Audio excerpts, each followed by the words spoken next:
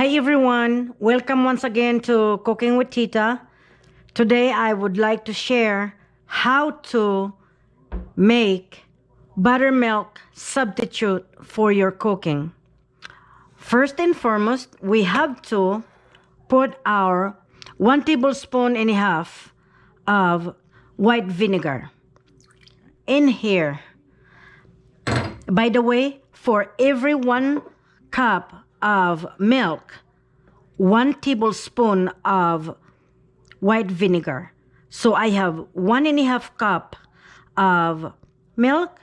Therefore, I have 1.5 tablespoon of white vinegar. Okay?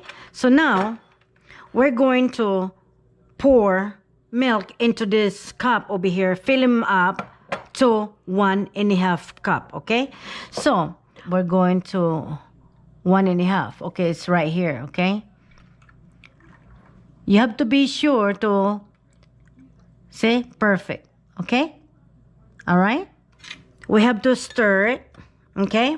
A little like that to mix your mixture. Okay?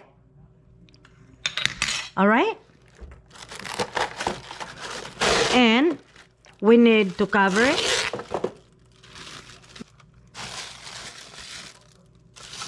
If you're gonna use this right away, make it ahead of time, 15 minutes before you use it. Don't put them in a refrigerator. That's what I'm saying. But if you use it later on, like for example tomorrow, after 15 minutes, you have to put them in a refrigerator. It's common sense. It's milk, right? Okay, that's it. That's how you make buttermilk substitute for your cooking. Okay? Until next time. Bye.